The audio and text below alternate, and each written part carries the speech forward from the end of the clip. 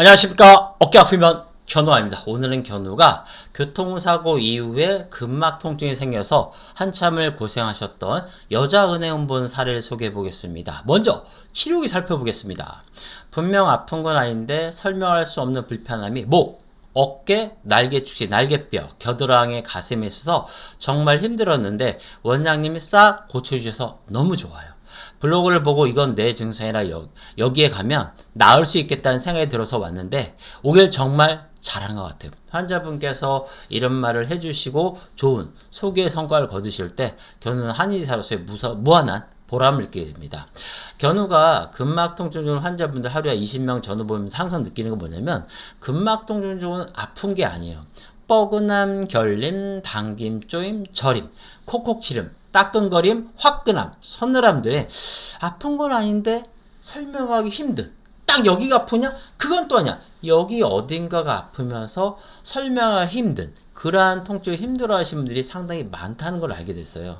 생각보다도 어떤 조사가 없어서 그렇지 상당 부분 많은 걸 알 수 있는데 그러다 보니까 아프진 않아. 근데 불편한 정도야. 근육통스러워. 그러다 보니까 몇 달 됐어요. 너무 흔하고요. 2, 3년 됐어요. 3, 4년 됐어요. 10년 됐어요. 20년 됐어요 하는 걸 많이 보는 게 바로 근막통증 증후군입니다. 영등포구 대림동에 사시는 50대 초반의 여자 은행문 분이셨습니다. 작년 2월에 교통사고 난 후 목과 양어깨가 뻐근하면서 결리기 시작했습니다. 그 이후 점점 퍼지면서 왼쪽 날개 축지로 해서 날개뼈, 왼쪽 겨드랑이, 왼쪽 가슴 밑까지 불편합니다. 정형외과에서 엑스레이상 약간의 경추 디스크를 의심할 수 있다고 했습니다.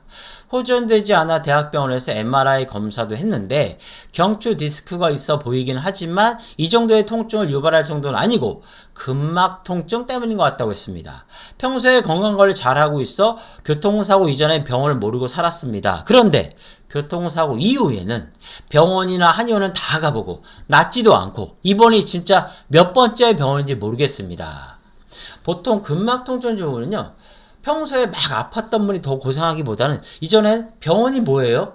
약을 왜 먹어요? 운동 열심히 하면 되지. 이런 분들 있죠. 건강은 진짜 자신 있다는 분들. 이런 분들이 근막 통증이 오면서 사회생활이나 일상생활에서 더 힘들어하고 더 적응하기 힘들어하는 걸 종종 보게 됩니다. 근막 통증 증후군의 원인 살펴보겠습니다. 그게 내부적 원인, 외부적 요인이 있는데요.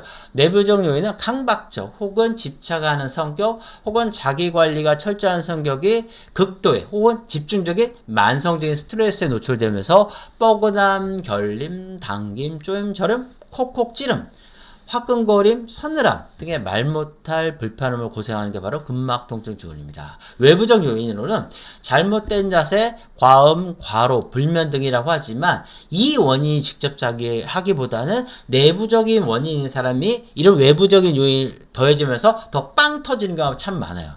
환자분 같은 경우에는 이제 외상으로 생기신 케이스였어요. 이전에는 뭐 특별하게 힘든 게 없었다는 거였어요. 하지만 교통사고 이후에 달라지면 생긴 케이스인데 아무래도 환자분과 대화상에서 크게 느끼진 못했지만 하루 종일 컴퓨터 하실 거 아니에요. 목 어깨는 늘 뻐근함 결림 기본적으로 갖고 있지 않았을까 하는 생각은 있습니다.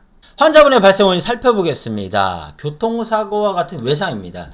특별하게 예를 들어서 목 디스크 증상이 있었는데 외상이 빵 가해지면 상당히 심해지겠죠. 그런데 이분은 아무것도 없었던 거예요. 평소에 그런 불편함이 없었는데 외상이 가해지면서 몸의 균형이 무너지면서 근막통증 증후군을 호소했던 환자분이고요. 상당히 오랜 기간 힘들어 하셨지만 환자분의 적극적인 치료 의지와 주의사항 준수로 해서 잘 좋은 결과 있었던 분입니다. 주의사항 살펴보겠습니다. 환자분께서는 자전거를 좀 탄다고 하셔서 자전거를 타면 목과 허리가 숙여지게 되겠죠. 그러면 목 쪽과 허리 쪽에 디스크에 굉장히 큰 압력이라든가 불편함이 가해질 수 있어요. 그래서 일단 근막통증 치료를 하는 동안은 자전거를 좀 곤란하고 오히려 하루에 한두 시간 빨리 걷기나 가벼운 조깅을 하시다가 치료하고 나서는 자전거를 타는 게 어떠시냐 하고 말씀을 드렸습니다.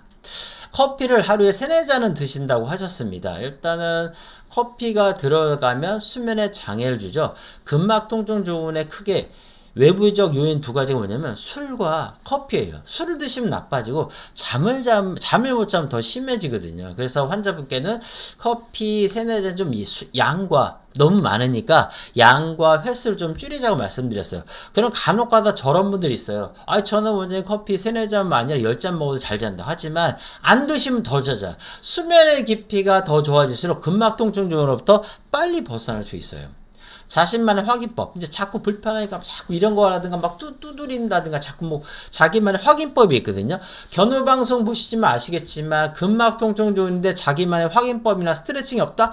근막 통증 좋은 아니라고 하셔도 될 정도입니다. 치료 방법 살펴보겠습니다. 불편함에 집착하지 않으면서 본인만의 무언가를 하지 말고 관련 근육을 풀어주면서 기혈순환을 정상화시켜 근막을 풀어주고 원기를 끌어올려 재발을 막아주면서 목, 어깨 등의 바른 정렬을 도와주면 괴로움과 고통에서 벗어날 수 있습니다.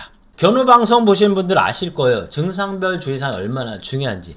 이것만 잘 지키셔도 여러분의 근막 통증은 더욱더 빨리 좋아질 수 있습니다. 첫 번째, 술을 조심하셔야 됩니다. 술이 들어가면 근막 통증 무조건 나빠져요. 두 번째, 커피를 조심하셔야 돼요. 커피, 콜라, 홍차, 녹차, 바카스, 초콜릿 같은 카페인 음료가 들어가면 일단 잠을 못 자니까 통증의 역치가 낮아지면서 10이라는 통증이 왔을 때 아파야 할 거 5만 와도 나빠지기 때문에 덜 드셔야 돼요. 그리고 수면을 방해하기 때문에 점점 회복을 하는 속도도 늦어지고 나의 면역 기능도 올리는 기능이 낮아지기 때문에 술과 커피와 같은 카페인을 주의하셔야 되고요. 그 다음에 절대 아픈 곳을 만지거나 마사지, 확인은 풀려고 하지 마세요. 얘는 근육통이 아니야.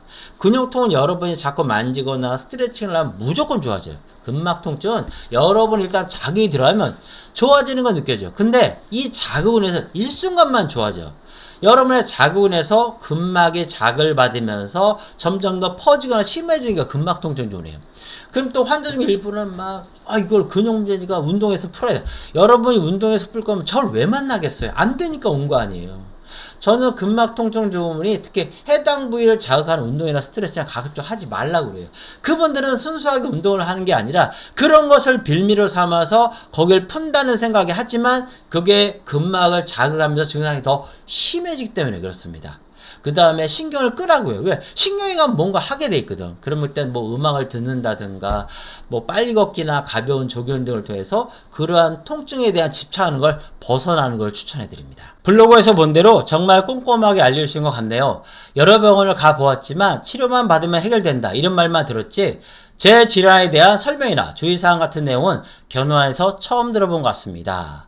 견우의 티칭에 주의사항의 치료에 만족하시면서 이런 말씀을 해주실 때면 제가 좀 더 자세하게 깊게 그리고 쉽게 주의사항과 티칭을 해야겠다는 생각이 듭니다. 환자분께서 누구보다도 치료에 열정적으로 임해주셔서 좋은 결과가 있었습니다. 지금도 근막 통증이라는 짜증나는 통증으로 고통받고 있는 많은 환자분들 계실 거예요. 그리고 또 주변에서 안타깝게 지켜보고 있는 보호자분들도 많으실 겁니다. 여러분의 선택에 따라서 결과는 얼마든지 달라질 수 있습니다. 포기하지 마시고 꼭 새로운 치료에 도전해보세요. 건강하세요.